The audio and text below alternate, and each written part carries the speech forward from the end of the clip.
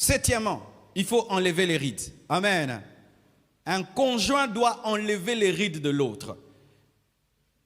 Et c'est quoi enlever les rides? C'est donner le bonheur. Amen.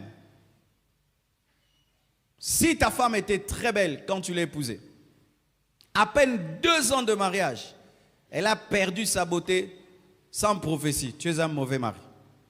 Alléluia. Un homme qui se marie doit embellir.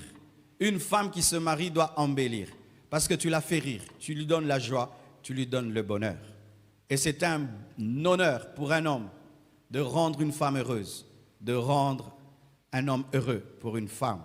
Il faut enlever les rides, il faut rendre beau. Alléluia.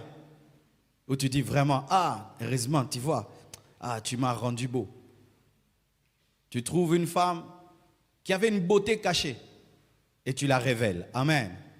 Tu avais un homme qui avait une beauté cachée, mais tu révèles cela par ta manière de l'entretenir, par ta manière de le conseiller. Et tout d'un coup, on se rend compte, waouh, mais cette femme était belle, cet homme était beau. Mais pas que les gens, les parents puissent regretter. Ils t'ont donné leur fille, très très belle. Quand ils la regardent, ils ont envie de te l'arracher. C'est pourquoi, cher frère, si tu n'as pas l'argent, ne te marie pas. Au bébé sa poso. Tu vas abîmer la peau. Amen.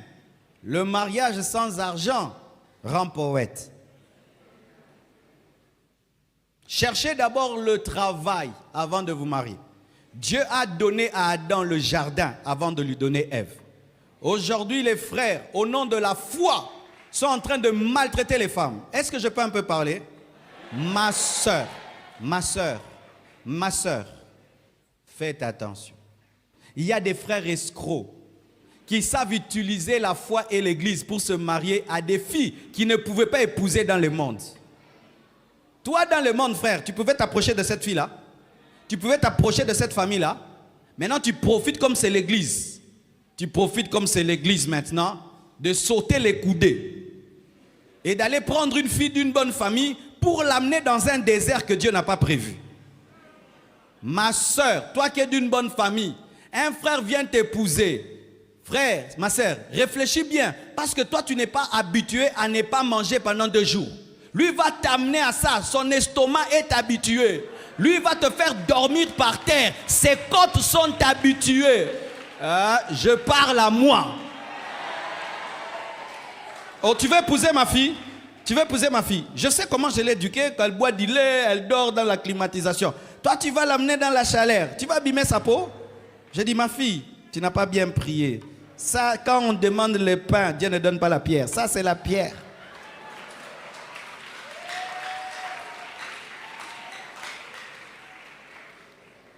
Ah, c'est ça les parents chrétiens. Vous sacrifiez vos enfants, hein?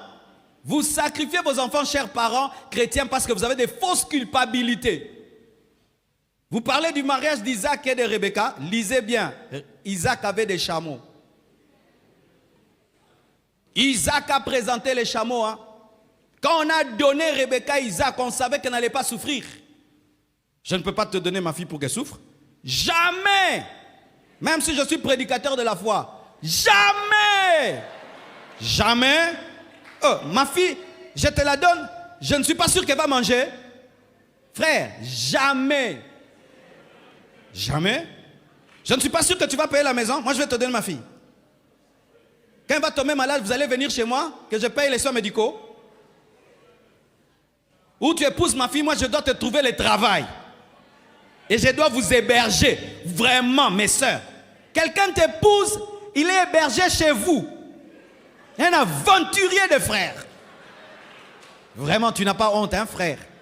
Toi, tu épouses une fille, tu vas habiter dans la belle famille. Oh non, viens à Bongoaz à Pala Boït. Aventurier. Même si j'ai 1000 maisons, vous n'allez habiter aucune de mes maisons.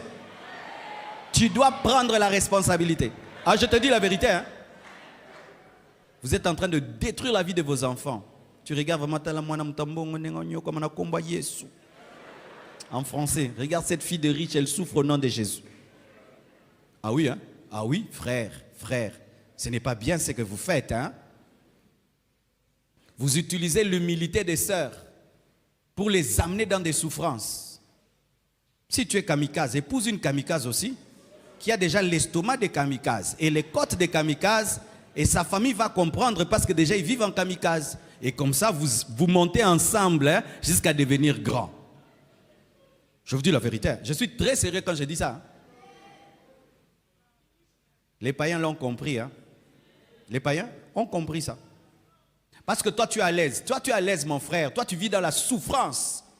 Mais la fille, là, maintenant, elle n'a pas vécu dans la souffrance. Tu l'amènes dans une vie de foi où on ne sait pas si on va manger, si on va payer. Elle n'a pas vécu comme ça. Et toi, tu as plein de joie. Hein? Parce que toi, tu as gagné une belle fille bien éduquée. Mais elle, maintenant, elle va trouver la joie où? Elle va trouver la joie où? Sa maman ne peut pas venir la visiter sur les Kichikwa là.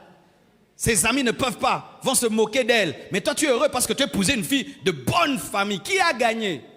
C'est toi. Mais elle, est-ce qu'elle a gagné? Et tu la nourris d'espérance quand Dieu bénira. Que Dieu te bénisse avant d'abord. Et je ne dis pas que tu deviennes millionnaire, mais que tu aies le minimum. Le minimum. Le minimum. C'est pourquoi la compassion, tu veux te marier, tu dois nous montrer la maison. À la compassion, on ne se marie pas, on n'a pas de maison. À la compassion, on ne se marie pas, on n'a pas de travail. Et si tu as un ministère, ce ministère doit te faire vivre.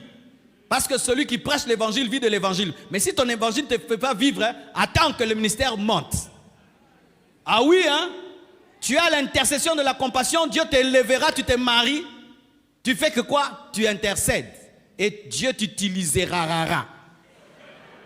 Et puis vous mariez dans de telles conditions. C'est parce qu'on ne vient pas vous visiter pour voir cette fille qui pleure. Vous savez que des fois tu peux être en train de dormir comme ça, ta femme est en train de pleurer. Et puis elle sèche les larmes, elle ne te dit rien.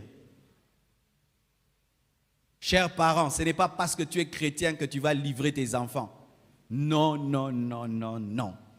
Et ce n'est pas parce que je suis pasteur que je dois accepter toutes sortes de mariages qui souvent sont des manipulations des frères qui savent bien parler, qui savent endoctriner les filles, qui envoûtent les filles au nom de l'église, qui t'envoûtent. Tu ne réfléchis plus. Tu vas te réveiller, tu es déjà marié. Trop tard. Tu resteras là-bas.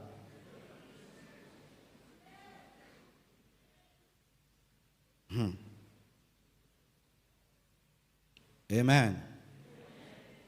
Et ça, mes sœurs, vous devez faire très attention. Tu peux avoir un écart d'âge avec ton mari de 5 ans.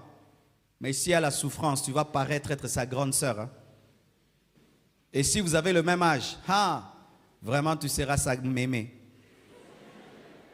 Parce que la souffrance, quand elle frappe une femme, alors l'âge encore est accentué.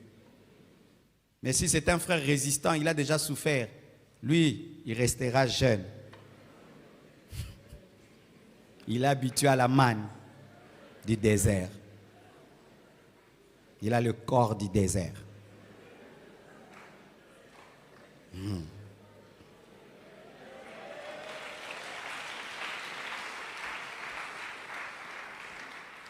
Et la Bible dit enfin de la rendre irrépréhensible, c'est-à-dire rendre parfait.